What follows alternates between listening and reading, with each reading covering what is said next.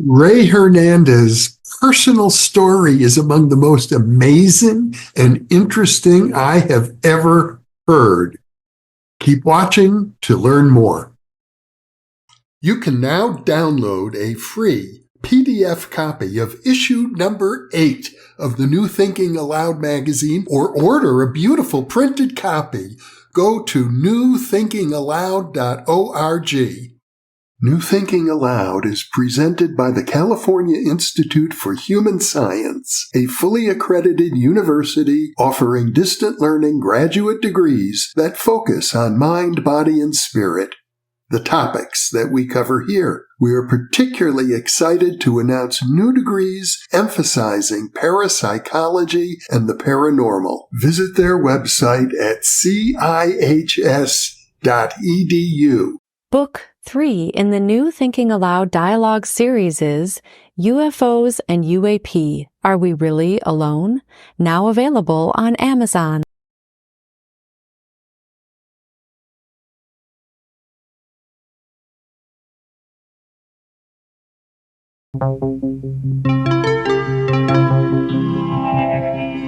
Thinking Aloud. Conversations on the leading edge of knowledge and discovery with psychologist Jeffrey Mishlove.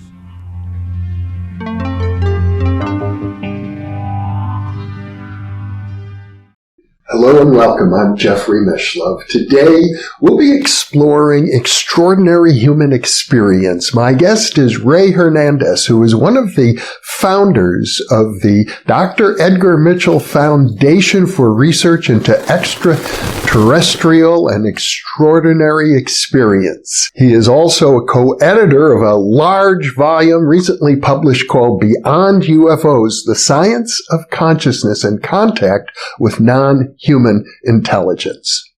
Welcome, Rey. Thank you, Jeffrey. Because of your work, you've had a big impact in recent years. I think it's given a whole new boost to the study of these amazing experiences. And as I got to know you earlier, what I discovered is that you're really relatively new to the field.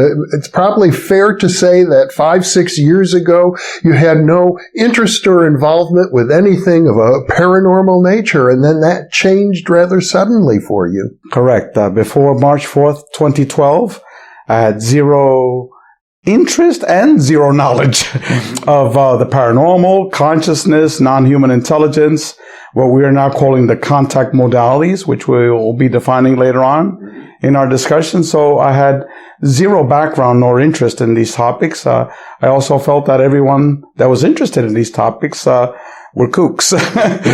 So it's a major fundamental change. You basically had a conventional understanding of these things. At the same time, you're a well-educated person. You work as a tax attorney. You've studied city planning at my alma mater, the University of California at Berkeley. Correct. I was in a PhD program at UC Berkeley. Shortly after you left, I arrived there in 1982. I left in 88, and I was getting a doctorate in city and regional planning. And then later on in my life, I became an attorney, and I've been working for more than 20 years as an IRS tax attorney. So it's the least likely person that you would think would be interested in these topics. Mm-hmm. And let me ask you a little bit about your own family and personal background. Well, my wife and daughter had similar contact with non-human intelligence, and initially with these objects, which the public calls UFOs, which I call in our organization call UAPs, unidentified aerial phenomenon. The reason is because people are seeing everything almost except actual classical UFOs. Mm-hmm. And so our experience actually started with my wife, that we both saw this energy being in our living room, which cured our dog, who was totally paralyzed. Mm-hmm. And I could give you the details of that. Yes, let's go into some detail. So here you are, conventional tax attorney. You live in Miami. I believe you have a Catholic background. Yes. And when you say energy being appeared in your house, your dog was very ill. As I remember the story, you were about to have the dog euthanized. That same day, correct. The day before, at about 8 o'clock, we suddenly noticed, myself and my friend, that our dog was totally paralyzed, that she was trying to move her head around, but her body, she couldn't move her body. My wife then came about an hour later. She had gone to a 3-day spiritual retreat at our local Catholic church, where she was basically meditating and praying for 3 days straight. So she came fully charged up. Would you say that your wife is more open to these kinds of experiences? Now she is, but because she's had a boatload of these experiences. But before then, it was strictly her contact with God in spirit, from a Catholic perspective. But then she began praying all night for a miracle. She was praying to La Virgen de Guadalupe, the Virgin from Guadalupe in Mexico. And in the morning, we both checked our dog, totally paralyzed. That night before, I had called our friend who was our veterinarian, and he agreed to open up his practice to euthanize our dog. So the next day was her last years of life. And what happened was that when my wife went down the stairs, she saw an object in the middle of the living room. She began to pray, and then she called me down. And after minutes of me neglecting her, because it was Sunday morning at 6, I wanted my beauty rest, she went upstairs, pulled me out of bed, and said I had to see this. So we went downstairs, and she disappeared right in front of me. The dog disappeared right in front of me. Wife and your dog disappeared in front of your eyes. Dematerialized. She was not there anymore. And then I turned to the corner of our living room, and what I saw was what I now call an energy being. And let me describe it for you. It was approximately this wide, this height, radiating energy. Like a mirage in the desert, that you see that heat exchange. Shimmering, correct. It was shimmering. Multiple colors inside, semi-translucent. And then this intelligence got into my consciousness and changed my thought pattern from a logical, rational person. All of a sudden, I didn't care that my wife had disappeared in front of me. The dog had been gone. I then looked at that object. I squinted at it. I waved my hand at it and said, BS. This is what you got me up for this junk? Then I turned around, walked straight upstairs. I immediately was put to sleep. And then 45 minutes later, when I woke up, I was fully conscious. And then I ran down the stairs, and poof, my wife was in the middle of the living room saying in Spanish, Aleluya, aleluya, los ángeles la curaron, los ángeles la curaron. The angels cured her. The angels cured her. And the dog was running around the living room, completely cured. Not like how she was before, because before her paralysis, she was like an old lady with ailments. She had arthritis. She couldn't run. She couldn't jump. She was taking tons of medications, and now she was running around like a puppy. And so in my head, the way it felt like, it was like an atom bomb exploded in your head. And you're trying to, get some semblance. You're trying to ground yourself. So then I would ask my wife, and then she says, well, weren't you there? You saw it. It was an angel. I said, I didn't say an angel. I saw this energy being, and I described it to her. And so it was massive confusion. She didn't know she had disappeared for 45 minutes. She had what I later, 6 months later, discovered, the terminology is missing time. So to her, she had gone down the stairs. I was right behind her. She looked down. The dog started running around. She started celebrating. As if no gap had occurred. No gap had occurred. And then I immediately went to the internet. I thought it was paranormal related. So researching paranormal this, paranormal that. And then she did say, se parecía como una nave pequeña, which means it appeared to be like a little craft that she saw. That was the first original thing that she saw before she went upstairs to get me. Like a little UFO was inside our living room. And I said, but UFOs are supposed to be outside. They're not inside. So I said, maybe I'll look at UFOs, okay? So it was total bedlam, total confusion. And Rey Hernandez, 6 hours a day, in my free time was on the internet. And then 2 months later, my wife, the dog woke her up at 3:30 in the morning. She went outside. She looked up, and a big, gigantic This one was a UFO. This was a physical craft. Right above your house. Right above our house, a big, gigantic physical craft. And she told me that morning, she said, "Oh, my angels came and visited me last night." I said, "What do you mean, angels?" So in my head, I'm thinking an angelic being with wings or something. And I said, "Well, what was it? What did you see?" And then she described it. And I said, "This is a UFO." And drew it out. And she drew it out. And I told her, I said, "Sweetheart, what you're drawing is a UFO." She goes, "Oh, you wouldn't understand. You're an atheist, you know." And so that's when I finally understood that, wow, this might be related to UFOs, UFO phenomena. And then she went to Mexico for an entire month. And numerous times she called down her angels.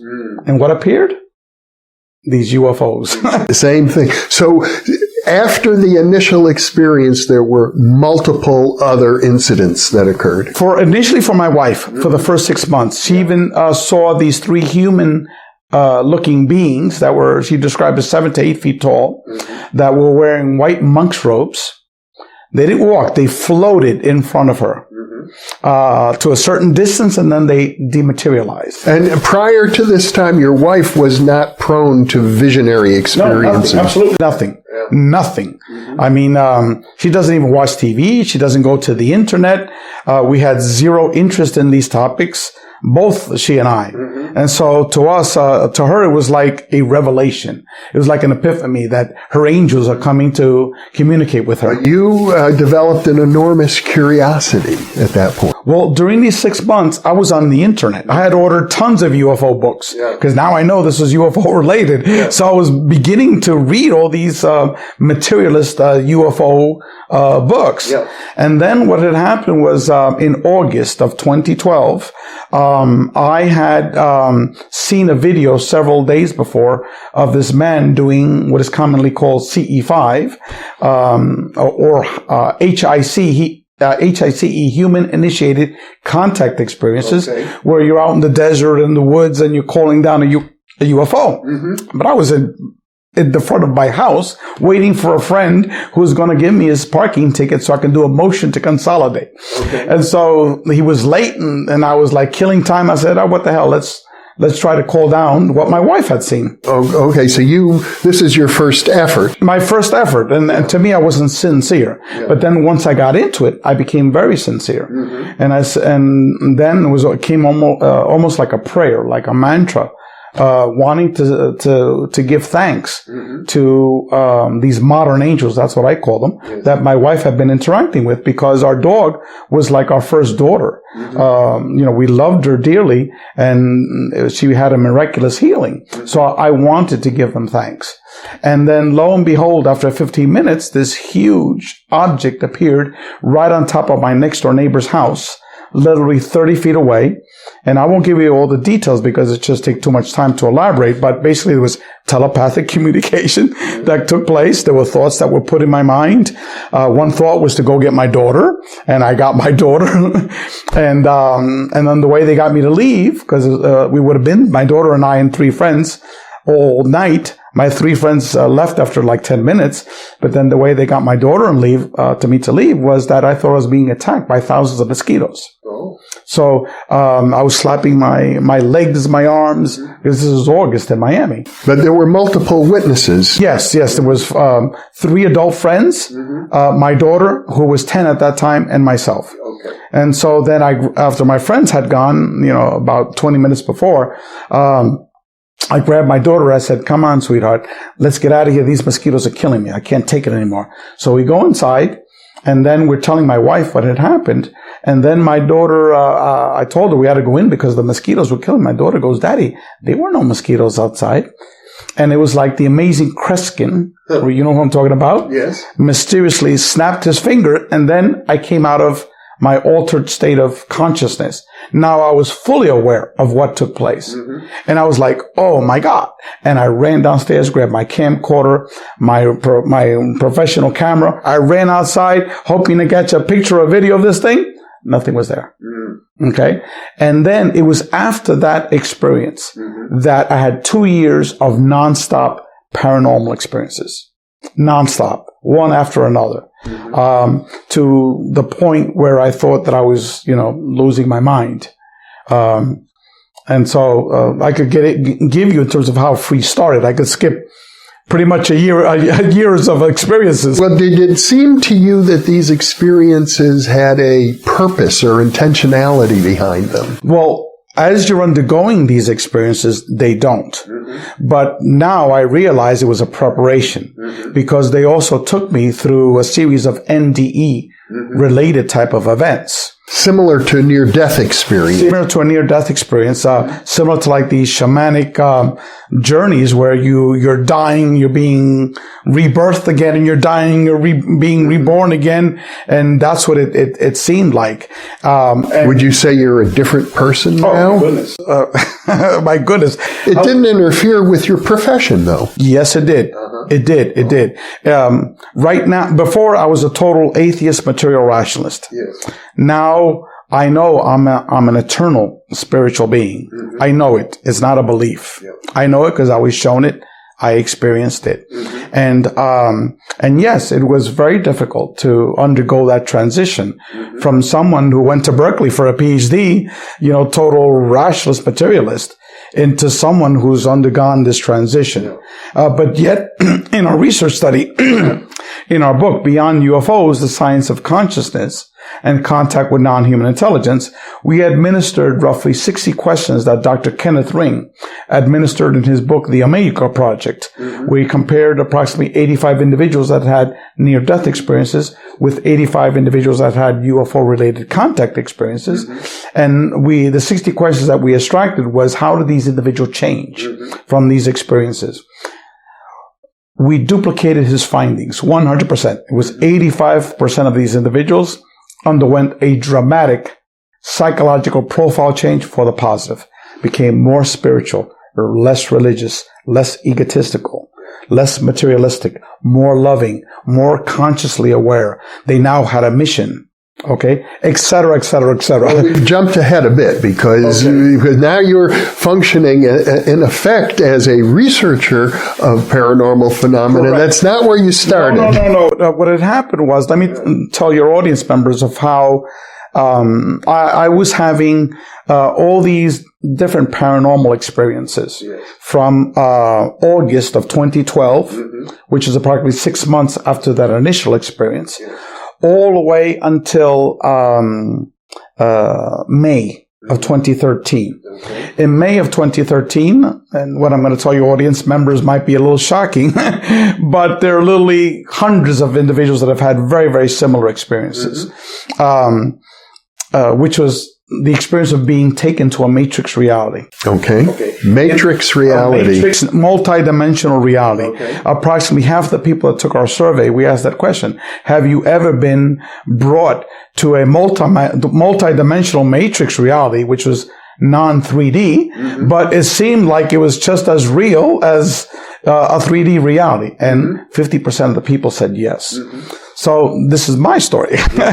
I was driving my car in the middle of a traffic jam in Route 836 next to the airport in Miami. And those that live in South Florida know the area that I'm talking about. Tremendous traffic jam. Listening to an interview of this man doing a documentary of art sculptures that he had done from fat from a liposuction. Okay. So I'm listening to this and I'm like, fascinating. This guy is doing a documentary on the fat from a liposuction. And so immediately I'm not in the car anymore. I'm just mind. I'm just consciousness. There was nothingness around me. Okay. All of a sudden I'm inside this big, gigantic, perceived to be like a wheel. Mm-hmm. The wheel had perceived spokes. Mm-hmm. Inside each of the different spokes was a video. The video, I intuitively knew what each one was. It was separate videos. And it turned out to be what I now call, and our organization calls, the contact modalities. Okay? In one segment was near-death experiences. Another segment was out-of-body experiences. Another one was UFO contact. Another one was shamanic hallucinogenic journeys. Another one was remote viewing. Another one was communication with ghosts and spirits. Another one was, et cetera, et cetera. All the different ways that humans are piercing the veil and having contact with non-human intelligence. It wasn't a voice. when I was looking at these videos, it was like a knowingness. Like I knew that, I know that, I know that, I know that. And then information, not a voice, came into my consciousness. It says, these all are just an example of all the different ways that humans are communicating with us. Okay. Humans are studying them as separate and distinct phenomena. To the extent they get studied at all. Correct. But they said, but in essence, it's one phenomenon because they're all interrelated. And humans are calling this glue that's holding it all together consciousness. But in reality, but in fact, what it is the very fabric of our reality. The fabric of reality itself. Of our reality. Space and time. Space and time is the glue that's holding it all together. Okay. Now, as I was having this experience, I had no idea what was going on. I had zero understanding. Were you still aware of the traffic? No, I was not in my car. I was not in that reality. I was completely lost awareness I was in some other non-3D reality in the middle of a perceived gigantic image where I was seeing all these different phenomenon. And then as I was receiving this information, it was just information coming down, but there was nothing else around me. It was just... Did it feel like you were wide awake and fully conscious? Fully conscious. No. Fully conscious. It was like you and I right here. Fully conscious, as real as our 3D reality. And this other reality, it seemed physical to you? Or tangible, maybe? It was tangible. That's a better term. Yeah. Because it certainly was not physical. It was more like an ethereal consciousness reality. And so then it gave me instructions. Again, it wasn't a voice. It was just straight information. And some people talk about a download. Well, that's a human term. Like a download. But to me, it was just straight information. It was like a straight knowingness. Okay? And the knowingness was that you need to inform humanity of the relationship between us. I still had no idea what us was, okay? You have to inform humanity of the relationship between us, the spirit world, and consciousness. There's two criteria here. You're going to need help, but this is not about you getting rich. And the people, you're going to need help. And the people that you get to help you have to have minimal ego. I was back in my car driving in the middle of traffic jam. I was like, what the hell just took place? I immediately, in the middle of traffic jam, called, like about after I settled down a little bit, maybe 5 minutes later or 10 minutes later, whatever that was, I called another experiencer, the only person I was able to talk these things to. Because for my wife, it was all religiously oriented, you know? And so this other experiencer had a lot of this paranormal experience and was very familiar with this. So I called her and I told her what was going on. And so the interesting part was not that experience. Is what immediately developed. Was there a missing time or anything? Well, okay, good point. When I got back into the car driving, guess what was playing on the radio? Well, I wouldn't know. The same interview with that man doing an interview, doing a documentary about liposuction. It didn't skip a beat. It didn't, there was no time that had been spent. And how much time did it seem like to you? About at least 20 to 30 minutes. But yet when I got back to that interview, it's like, it was nothing. No time had gone. So now you were in effect given a mission. Well, now I know that, but back then I was like, what in the world just happened? I don't know whether I had died. I had a heart attack. I went to heaven and I came back. I didn't know what had happened. Did it feel like heaven? No. It just felt like that particular experience and that's it. So then when I got home that afternoon, I was going to work, to the IRS federal building at in downtown Miami. So I got home late that afternoon, I don't know, 6 o'clock or so. It was still the daylight time. And I got an email from Mary Rodwell. Now, let me take you back 6 months previous to that, October of 2012. Yes. In October of 2012, I had sent like 10 emails out to these very famous names in ufology, okay, wanting someone to talk to, because I had no one to talk to. Yeah. So I sent it out to all of these people, and this woman that I've been communicating with I had sent it to one of these individuals, and he gave that email to this lady, and she reached out to me. But I had sent it, the only people I think that reached back to me were Whitley Strieber and this man, Grant Cameron. And it was someone else that had given that email to Grant Cameron. Okay. So, and they both, very, one paragraph responses, that sort of thing. And, so it was like a message for help. So that was in October of 2012. Okay. When I got home that evening, I got an email from Mary Rodwell. And Mary Rodwell, for the folks that don't know her, she's one of the world's major researchers of individuals that have seen UFOs and have had contact with non-human intelligence, i.e. known as experiencers. That Dr. John Mack used that term. And so I got an email from her. She was one of those 10 people that I had sent. And she said, "Dear Ray, I'm sorry I'm communicating to you at this time, but the email that you had sent me in October, I just received it right now." Just like that. And so I then sent an email back. I said, "Well, thank you for responding, Mary. But over the last 6 months, these are all the crazy experiences happened. I had a diary, a current diary. I sent her my diary of all of my experiences. And I said, and today I had this experience." So then she said, "Oh my God, Ray, let's talk on Skype." I didn't know what Skype was. No. She was the one that showed me how to use Skype. She's Australian. From Australia, correct. Like 12-hour time difference. And so we wound up talking on Skype till like 1:30 in the morning. And I said, "Well, Mary, it's 1:30. I got to, go to work tomorrow morning." No, we need to talk, continue to talk, because she saw, my profound experiences. So the very next morning at 9:30 in the morning, I work at home. I have all of my cases at home. I go to the office once in a while. And so 9:30 in the morning, I get a message. "Hello. Who's this? Dr. Rudy Shields?" "Who?" "Dr. Rudy Shields, Emeritus Professor of Astrophysics at Harvard University, a very dear friend of the late Dr. John Mack, who was a professor of psychiatry at the Harvard Medical School, who Rudy had introduced to Dr. John Mack about the topic of consciousness, about the multiverse." Why? Because Dr. John Mack approached Rudy and says, "Rudy, I have many of my clients that were dealing with the UFO phenomenon that were being brought to other realities." Other, what I call matrix realities. And is there such a thing as a multiverse? Is there such a thing as other dimensions? And this leads back into this topic of consciousness that Dr. Mack was fully aware of.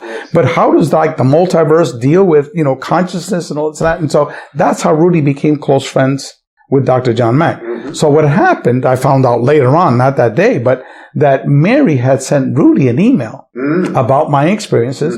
And part of that experience, which I didn't go into detail, dealt with physics that were given to me. And so when individuals get physics downloads, Mary sends it to Rudy. But she always requests the permission of that person. She did send me an email, but I didn't get to read that email yet. So I didn't get to say, okay, it's okay for Rudy to give me a call. So Rudy jumped the gun. He reached out to you. He reached out to me at 9:30 in the morning the very next day. So he introduced himself, and he had me explain to him what had happened. And he says, "Ray, what happened to you was that you visually experienced Dr. Edgar Mitchell's quantum hologram theory of consciousness. And he also believed that all of these, what I now call the contact modalities, Rudy was calling modern miracles. He had just written a paper titled The Modern Miracles. Oh. I didn't know that. Okay? So he says, what I call the modern miracles, and Edgar agreed to it, that all of these different experiences is actually one phenomenon, that consciousness is the key to understanding it. My vision, that experience was the same experience that Rudy told me Edgar had written up and Edgar had hypothesized about. And then he went on to explain what that theory was. At that point, I really didn't understand it. because as you know, it's based upon physics.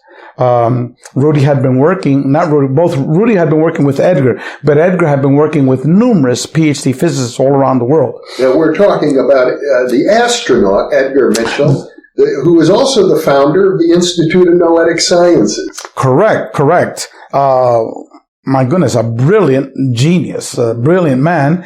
And then I later found out, the Institute of Noetic Science was pretty much the most important institute that's studying the psi phenomenon and consciousness. Mm-hmm. And Dean Radin, who is now one of our advisors to the free organization, is the lead scientist at IONS. That's right. So anyway, Rudy then begins to explain this very complex theory, which is physics-based, about resonance, coherence, how the human mind interacts with information fields that Hal Puthoff had put together with Bernard Heisch, another very well-known physicist. Yes. And so he was explaining the physics behind that, and I was like, trying to understand it and grasp it.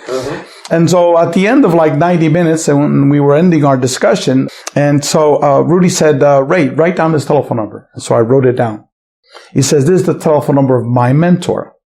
So I said, well, I'm saying to myself, who in the hell could be this guy's a mentor? He's a professor of astrophysics at Harvard, one of the world's leading experts on black holes. Well, everyone needs a mentor. And so I said, well, who's your mentor, Rudy? Dr. Edgar Mitchell. He only lives 90 minutes away from you in Lake Worth, Florida. It's important for you to reach out to him. So I finally worked up the courage to give Edgar a call. And it was 4 hours later because I was scared of giving him a call. So I finally called him and he says, I've been waiting for your phone call.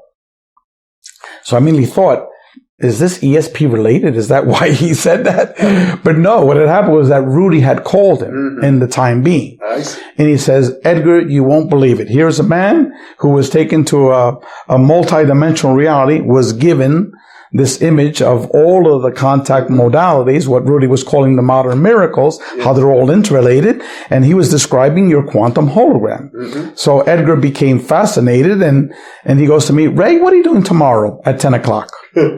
I said, well, I don't got any plans. I could take the day off tomorrow. He says, can you come by my house? I only live 90 minutes away. He gave me his address. So again, mind you, this is 2 days after that experience. Okay. Everything just came together. By itself, practically. Correct. It was... in fact, more than that, as if it were orchestrated from another level because of the delay of your email until that point. Correct. I now know, and that wasn't the only experience that has happened to me, that these experiences that were happening to me were orchestrated experiences, obviously guided by some higher level non-human intelligence that we just don't fully understand. And so I spent 6 hours at Edgar's home. He basically took me through his whole life. From him being a baby, how his parents owned 2 stores in Roswell, the north end and the south end, the picture of the pony, the baby clothes that he had, a picture of him on a pony when he was young. I mean, through him being graduating from Roswell, about the Roswell crash, right before he went off to Carnegie Mellon, how he then went into the Navy, became a test pilot, was part of the Chuck Yeager's test pilot group, how they took all the pilots from that group to NASA. He knew many of the early astronauts from that program, and how NASA had brought him to MIT, how he supervised the construction of the Apollo module. So when the Apollo 13 had their problems, Edgar told me he was 3 people in that movie with Tom Hanks. And everything. Edgar told me everything. Okay? Then after that, he says, well, Ray, I want to learn more about your experiences. And so in my head, I was like, I don't even know this man. He spent all of these hours telling me about his entire life, including ions, what happened in space, the samadhi experience, the whole works. And I was like, I was having difficulty coming to grasp with what was going on. But I later realized was that he wanted to make me comfortable to tell him my experiences. I later learned, and a lot of people don't know this, even to this day, that Edgar spoke with hundreds of UFO contact experiencers. He never talked about that publicly. Okay. But later on, I met numerous people that were experiences that were in that same home that I was at with Edgar Mitchell. Okay. So it was like the experiences knew about it. They interacted with Edgar. So he was like so inquisitive to get, information. So after I told him all of my experiences, and to Edgar was like, he wasn't surprised at all by these experiences. And towards the end, he said, look, Ray, you need to implement. And this is the term that he used, verbatim. You need to implement what your ETs told you. Okay. So immediately in my head, I said, this man is not right. He's a little nuts. Okay. What your ETs, because then I said, does he have his own ETs? You know I'm getting it. It opens you up to what in the world is going on. Why did he tell me that?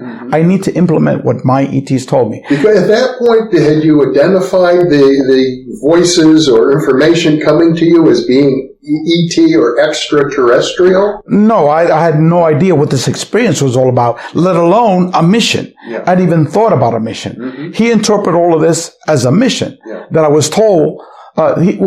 He referred to non-human intelligence as ET. That was his shorthand.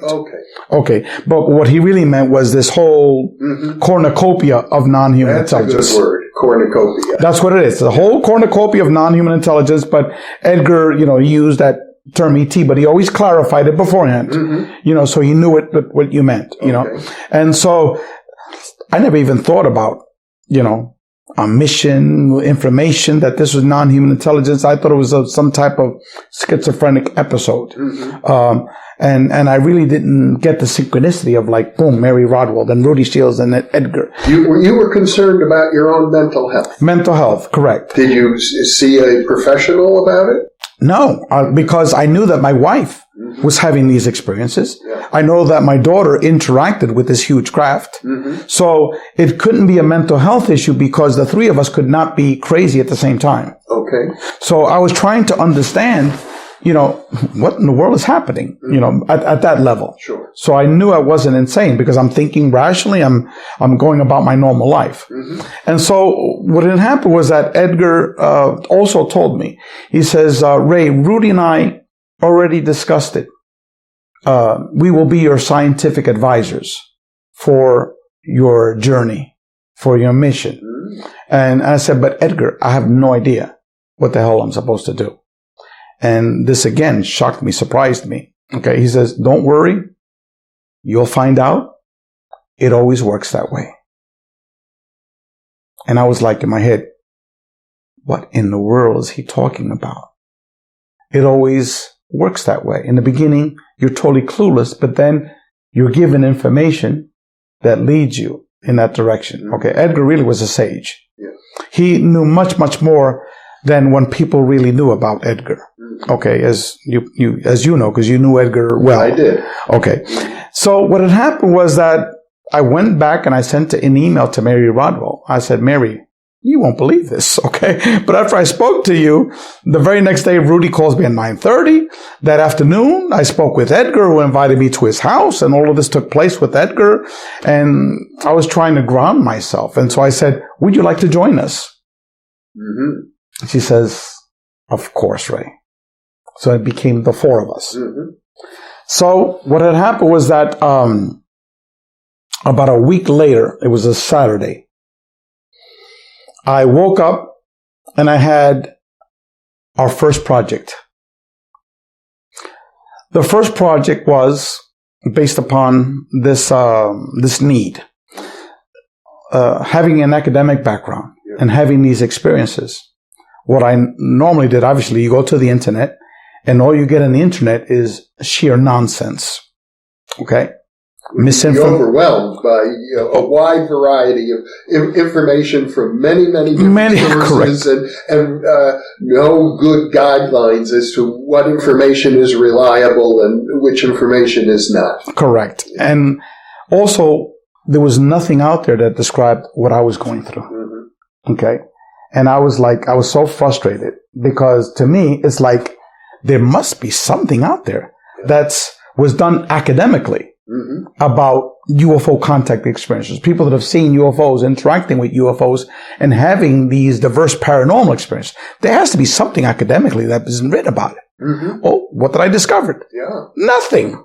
There was, out of a few studies here and there on tangential issues, like Dr. Leo Sprinkle did studies about whether these individuals are crazy or not. You know, he administered Minnesota, I always forget the name. MMPI. The MMPI assessment. Right. And that determined that no, these individuals are just as normal and just as crazy as the bell curve of craziness for humanity. We're normal individuals. Dr. Mack stated publicly these individuals are normal as well, and he was a professor of psychiatry at Harvard. Right. And then there was the literature of Kenneth Rain. Mm-hmm. That was like one of the few really academic research studies that had dealt with UFO contact experiences, but it was very, very limited. It was just focused on certain questions, focused on certain areas. And so that Saturday morning, I woke up, and it was, I guess, like a download when I was asleep. I don't know how else to describe it. Mm-hmm. But immediately I began to write up a whole methodology of how we would go about doing a formal comprehensive academic research study of UFO contact experiencers. Mm-hmm. And I wrote out the whole outline.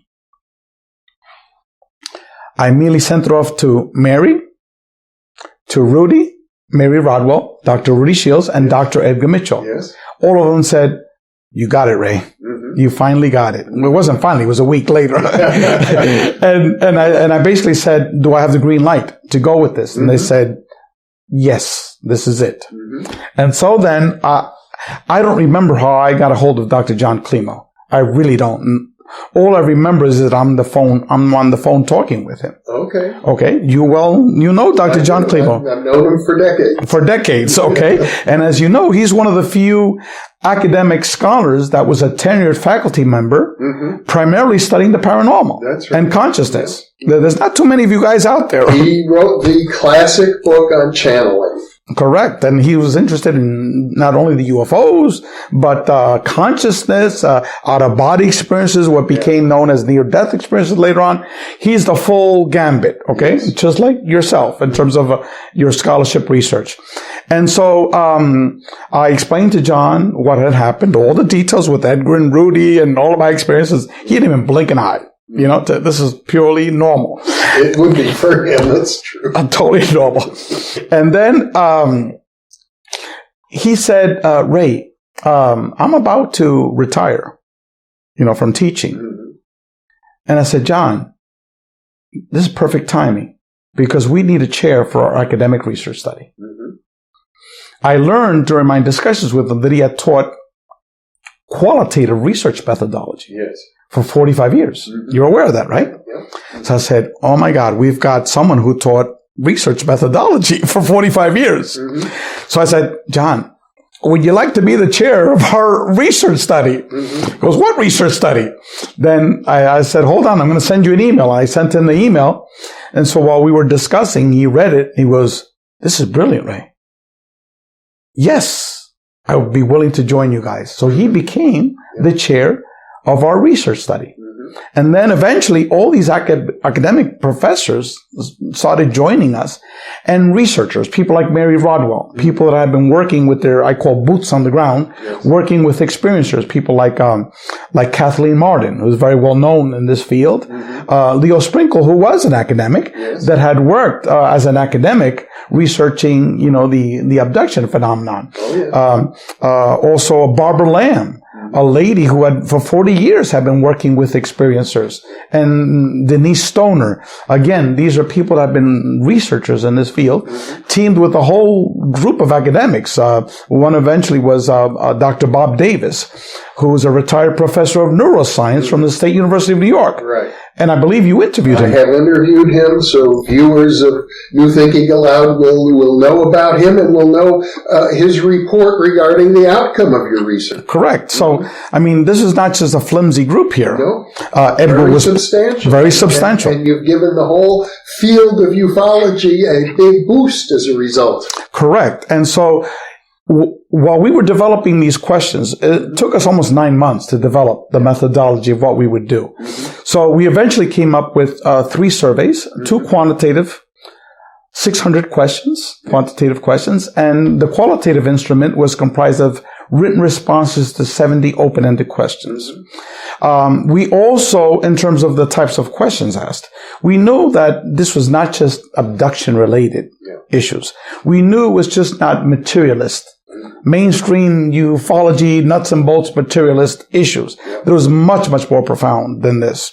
We know that this was consciously based, spiritually based as well, et cetera, et cetera, et cetera. So we developed questions that ran the full gambit, from the physicality of the experiences to the types of beings, to the information that was relayed, to how these people changed. Some 600 questions. 600 questions running the full gambit of this experience. We then administered the survey to over 500 Facebook groups. On a weekly basis, this was posted, encouraging people to take the survey. The Facebook groups were both ufology groups, from the love and light crowd to the evil, abduction crowd, to the hybrid crowd. You know what I'm talking about. The whole gambit of. There's an incredible sociology going on. There's just this burgeoning grassroots movement happening. Academia is nowhere near keeping up with it. Correct. But if you go on Facebook, you will literally find thousands of groups of every imaginable type. So we sent it to, again, paranormal groups. There are literally, I would say, at least 50 or 100 different paranormal groups that were out there. NDE groups, OBE groups, consciousness groups, okay?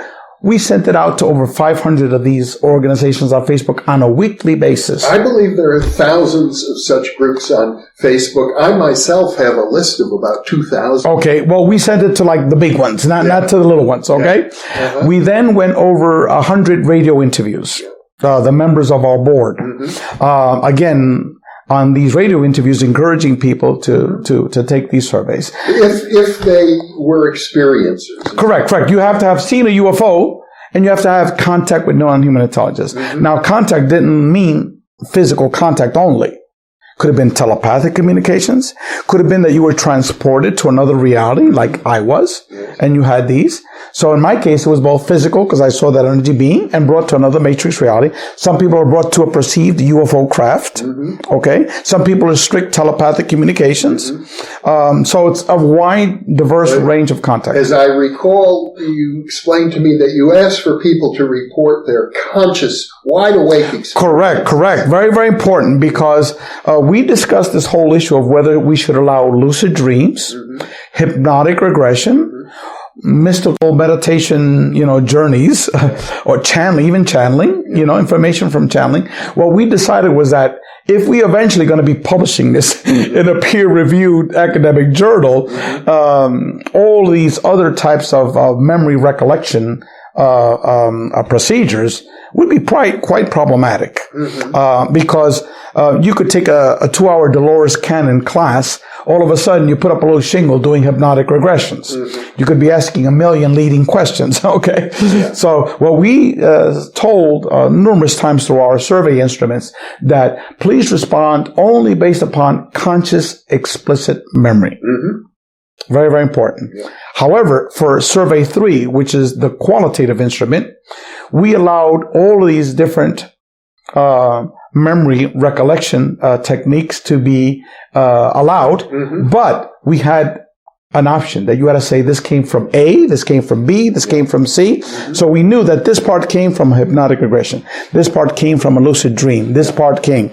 So by each paragraph, they were then able to select, A, B, or C, D, whatever. Or this was conscious, explicit memory. But that way, when people were writing out the details of their responses to these 70 questions, we knew exactly, okay, this was from a lucid dream. This was from that. And so we wound up with over 10,000 pages of written responses to these 70 open-ended questions. And poor Dr. John Climo had the task of writing out the analysis for that phase 3, the qualitative instrument. He spent 9 months doing it. And he did it while he had cancer of the brain without even knowing that he had it. And he did write chapter 2 of our book, which is the analysis of phase 3. And so he, myself, Dr. Bob Davis, Dr. Rudy Shields, we did the analysis of the quantitative instrument. We had the assistance of a statistician, PhD statistician. His name is Dr. Russell Scalpone. So, and what he did is he did numerous types of statistical analyses. One of them was that he put the responses into country groupings. So he had mainland Europe, he had the UK, he had Canada, the United States, and then he grouped Australia and New Zealand together. This is for our English language survey. We did have the surveys in multiple languages. So what I'm talking about now is just the English language survey. We wound up with 4,200 responses to our quantitative instrument. The qualitative instrument was 1,400 and change responses from over 100 countries. Okay, responded to the English language survey. So you put all of this together, and now it's been published, it's out in the world, and if I understand it correctly, the whole time you maintained your profession as a tax attorney. Correct. I was working as a tax attorney, which is not difficult, trying to maintain my sanity, trying to maintain a family relationship with my wife and daughter, which was not easy. Now, what we came up with 4 major findings. There were obviously hundreds of little sub-findings throughout all of this here. And all of our major findings and sub-findings totally contradict mainstream materialist ufology. Okay. The 4 major findings are as follows. John Klimo told us that depending on how you phrase a question, you will get a different response. That's right. And all of the other academics. So well known. It's very well known. Again, very, very simplistic research methodology topic category. And so we wanted to gauge this issue of whether this was a positive, negative, or a neutral experience. That was one component. Because what was circulating in at least part of this mainstream ufology field and these UFO conference, that these were horrific experiences. Other groups saying that these were demonic entities, and that there was no positivity to it all. And so, but yet the researchers that were in our organization knew that the overwhelmingly majority of these individuals towards the end of their experiences, not necessarily in the beginning, were perceiving it as positive experiences. So we asked over 25 different questions to gauge this. We even asked questions towards the type of beings that people were seeing, and we asked them to respond to the different types of beings. Was that an experience with that being positive, negative, or neutral? So let me start with the types of beings, okay? The number one type of being, unlike what mainstream ufology is circulating, which these little grays are the only ones primarily that people interacting with, the vast majority. No. The number one type of being that people were interacting with were the energy beings. As the kind that you experienced. That I had, correct. As if I would describe it, we had 12 different choices, okay? That would be, I put it in the energy being category. And that was 55%. The number 2 type of being was the human-looking being. And again, this is not discussed in mainstream ufology. That the human-looking beings are number 2 at 52%. Number 3 comes the short grays. That was at 51%. Number 4 was the ghost and spirit form, was the spirit form at 47%. How do you distinguish a spirit form from an energy being? Well, this was actually like how people describe a humanoid-looking being that like in an NDE type of, so where you meet your deceased relatives and things like that. We had a much more clearer definition, but we allowed the person to select what box. Okay, so you had the ability to select what box. An energy being was like something that didn't have any humanoid type of structure. That was just pure energy. So that was energy being, like in my case. There was no humanoid physicality towards it. Okay, but then other people saw this other being, which was more like a spirit type of entity. In any case, it's up to the respondent to determine for themselves. Correct. What boxes mean. What choice to select. Yeah. So, the researchers knew this, but we never had the data to back it up. Yeah. 47% were these spirit beings. Okay. 37% were these tall grays. And then these other beings known as reptilians, or beings that are very, very large, muscular, with like a reptile crocodile head, beings very muscular. It was a tie between them and what are commonly called the mantid beings, which are beings that have like an ant head. A lot of people describe as praying mantis types. Those were like a tie at roughly 37%. Now, most of these individuals saw more than one type of being throughout their experiences. So that's why they checked off a lot of different boxes. And so then we asked, we had 5 categories. Was this experience mainly negative, slightly negative, neutral, slightly positive, mainly positive? What we discovered was for all of these different beings, the one that had the most negativity at 22% was negative, either mainly negative or slightly negative, was the reptilian at 22%. Okay. We then looked. It means that another 78% is either neutral or positive. Correct. Neutral, positive. Yeah. We then went to phase 3. Yeah. For the people that had these reptilian type of experiences, we did an analysis of that. Why, why did they chose, only 22% negative? Yeah. Almost all of them was the ontological shock that Dr. John Mack described. The physicality of these beings. All of a sudden, these beings appear right in front of you. They're staring you right in the eye. They're like 8 feet tall. They're like 500 pounds, muscular, like on steroids, these beings, crocodile head, green color, with these reptilian eyes, was just looking and staring at you. And then all of a sudden, after less than a minute, they disappeared. Well, I would think that most mammals, and we are mammals, would find themselves frightened by such an appearance. Correct. That's what we found out. Yeah. Unlike what the literature on the internet says, that they are, raping your spouse and eating your children, or that President Obama is a reptilian and things of that sort. This is what these individuals, 450 people had interactions with reptilians. Okay. Over 1,100 individuals had interactions with the short grays. When we found out the questions of the short grays, it was only 11.5% stated that their experiences were negative. 60% said it was neutral with the short grays. Again, that's not what the common literature reveals. Well, nobody's really done a survey of this enormity before. Correct.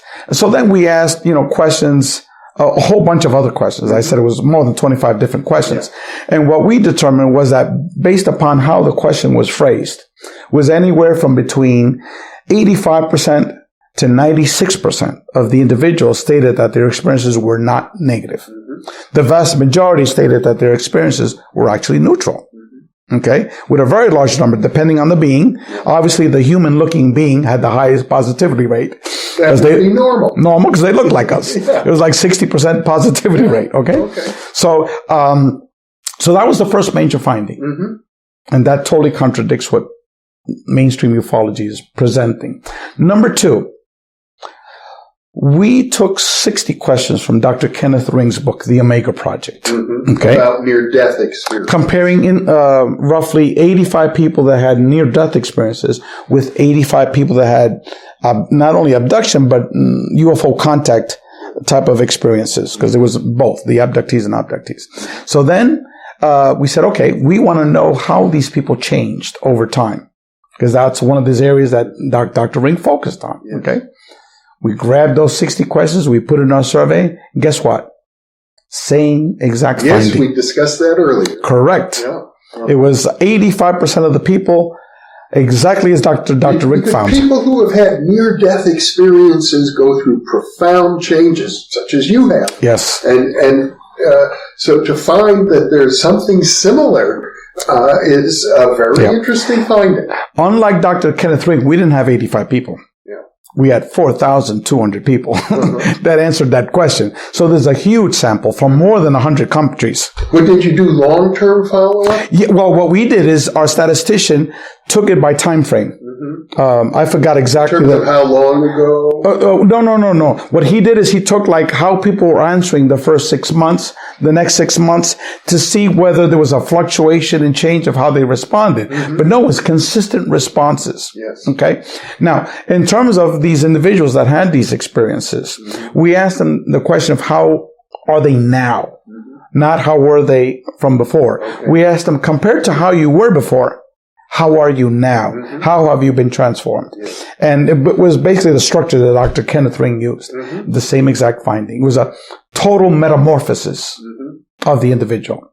So that was the number 2 major finding. Okay. Number 3 major finding. These experiences were primarily non-physical. They were primarily paranormal in nature, which you and I know is normal. So we asked numerous of paranormal related type of questions. We asked, goodness, I would say maybe at least 100 paranormal related type of questions. What we found out was that 80% of them were having out-of-body experiences. 37% had near-death experiences. Roughly 67% were receiving telepathic communications. 95% had paranormal experiences inside their home. Orbs.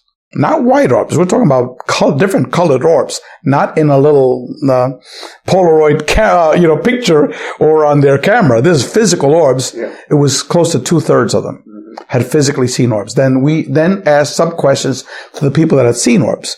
Orbs going through walls, orbs materializing into a being that popped out. I mean, tons of questions associated just with orbs. So, these people were these orbs. We asked them, what do you think these orbs are? And people were saying, we believe that these are conscious beings, these orbs. It was like a detailed questionnaire on orbs. And we borrowed some of those questions actually from Dr. Klaus Heinemann, a retired PhD professor of physics from Stanford University, who wrote a series of books on orbs. And we actually interviewed him as well for our documentary. And so, again, every paranormal related questions we asked, and all of these individuals were having these huge percentages of paranormal experiences. So what we concluded in our analysis of our research findings was that, okay, these people might have seen beings, they might have seen a UFO, but the overwhelming percentage of their experiences are actually paranormal experiences. Well, the intriguing thing is that some people are having all these experiences, and other people, like yourself, prior to 2012, are having none. Correct. We also found out that, I wouldn't say the majority, because we really couldn't quantify it, but a good number of these individuals, maybe close to a majority of them, these experiences started at a young age. Where they either saw the short little grays, or they were going out of body, or getting downloads. It was a whole diversity ranges of these paranormal experiences they were having as young. So over time, there was a large gap, normally with their pre-adolescent years. It was usually very, very early. And then there was a big gap until they were like teenagers. Then it started. And then there were large gaps. And then there was a certain period of the time, just like in my case, there was these 2 years of just nonstop experiences. Then they had this area of time that it was just intense experiences. I presume that in your childhood, you don't have memories of anything. No, I don't have any memories of that. Okay. To me, it was like a crash course over 2 years. And so that was the third major finding, that which ufology was totally clueless about, that these experiences were primarily paranormal oriented. Okay. And again, the fourth major finding was that these experiences involved a manipulation of space-time. Okay. Jacques Vallée, in your wonderful interview many, many years ago, 30 years ago or so, I forgot exactly when. I first interviewed Jacques in 1973. So, okay, well. And there have been several since then. Well, this was a wonderful interview that's in your show. Yeah. He said I'd be surprised if this turned out to be some physical entity from another planet. Yes. And then you pursued him. Do you think that these are multi-dimensional experiences? I remember you asked him. And then he said, well, he was very cautious in terms of his response. And what he said was that, I believe what this is teaching us is that we don't understand space-time. Because, as you know, he's interviewed thousands of UFO contact experiencers. And a good number of these individuals, a good percentage of these individuals have had a manipulation of space-time. So we then concluded, because we've had all these wonderful, brilliant minds within our organization, that just like all of the other contact modalities, near-death experiences, out-of-body experiences, remote viewing, channeling, shamanic journeys, communication with ghosts and spirits, all the whole gambit, the whole cornucopia of these paranormal contact experiences, all of them involve what? A manipulation of space-time. So this is sort of the glue, the consciousness glue that was told me before, okay, that space-time is really the key to understanding this and not nuts and bolts ufology. Okay, that ufology needs to move away from looking at photos, videos, and looking at the physicality of these experiences. And then, excuse me, what we also understood from our survey was that these experiencers were all of a sudden were receiving information about spirituality, information about the spirit world, information about God or a creator, that these intelligences are sort of like liaisons between a creator, that we're all one, all oneness. I mean, this is an overwhelming number of these people. It was huge numbers. We're talking over 85% of these people were answering the same way. And we were saying to ourselves, my God, these are like people are turned into mystics. There you have it. That's what's happening. Correct. It's a mystical transformation that's taking place. It's taking individuals away from our 3D physicality, three-dimensional experiences, and making these people realize that, look, we're not just physical beings. We're here temporarily as a physical being. But in essence, we're here temporarily as physical beings, but we are eternal spiritual beings. So all of these individuals, not just with NDEs, but the UFO contact experiencers, are turning into mystics. And that, again, remember in my experiences that the key to understanding this phenomenon is the relationship between us, consciousness, and the spirit world. And all of a sudden, it's like I had an epiphany. It was like, whoa, this is what it's all about. My mission is now to establish a new paradigm for humanity. So humanity can understand that, look, we have this terminology that I coined, the contact modalities. I was the one that came up with that term. Then everybody now is using it in our organization. That there's these different ways that humans are seemingly piercing this veil of our 3D reality into this multidimensional reality. Okay? And they're all interrelated. The commonality is the manipulation of space-time. And if you really begin to understand that phenomenon, you realize that consciousness is primary, not physicalism. And again, we're trying, my mission now is to get the people involved in near-death experiences and out-of-body experiences, the shamanic journeys, everyone else, that they're all in their little niche. The ESP, for example, the parapsychologists, they're in that niche. Right. They don't want to go outside that niche because, look, we can barely understand the psi phenomenon. How in the hell we're going to understand this really crazy stuff that you're telling us, Ray? And my message to not only the parapsychologists, but at this point I'm focusing to the parapsychology crowd, is that, look, you guys know this. What I just said, you know it. Okay? You're just too afraid to come out of your little bubble and to tell the public what is really going on. You guys already know it because internally among yourselves, you say these things. So now you have to get the courage, the wisdom, the insight, okay, to leave a legacy to humanity and start expanding your horizons. Okay?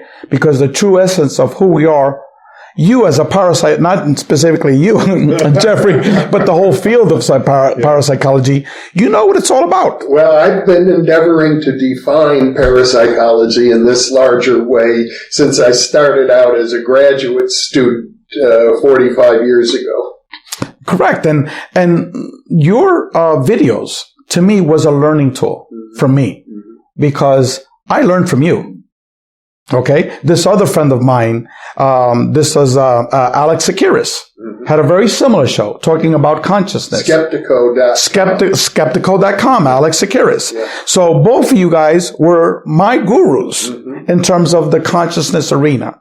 And then we had, Mary Rodwell was, my guru, my therapist that kept me, grounded. Edgar was just an enormous mentor about everything.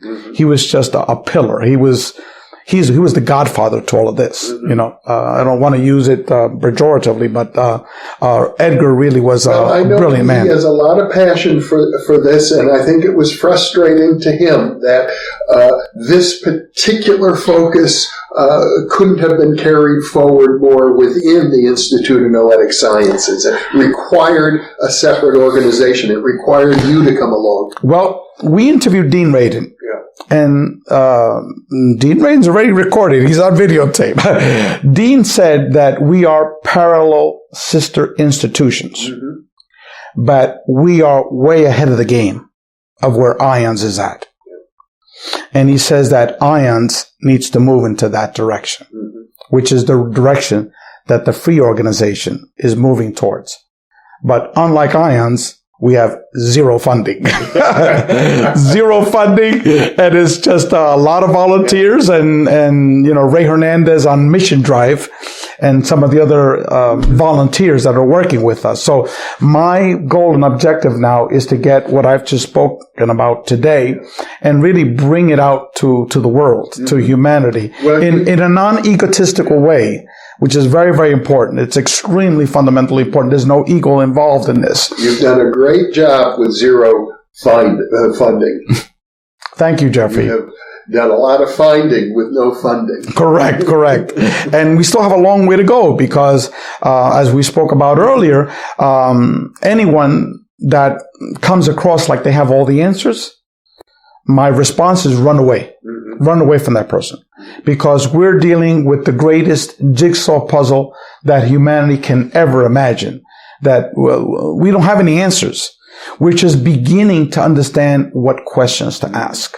Well, Rey Hernandez, this has been a great pleasure. You've had an amazing journey over the past 7 years, and I just have to congratulate you for all you've accomplished so far, and I can tell you I'm looking forward to what comes next. Thank you so very much, Jeffrey.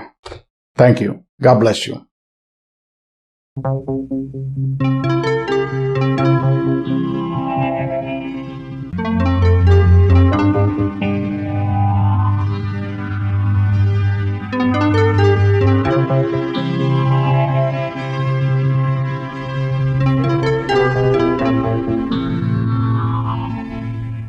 Book 3 in the new Thinking Aloud dialogue series is UFOs and UAP, Are We Really Alone?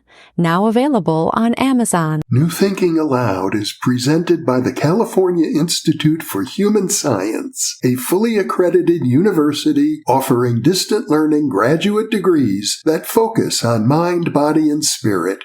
The topics that we cover here. We are particularly excited to announce new degrees emphasizing parapsychology and the paranormal. Visit their website at cihs.edu. You can now download a free PDF copy of issue number 8 of the New Thinking Aloud magazine or order a beautiful printed copy. Go to newthinkingaloud.org.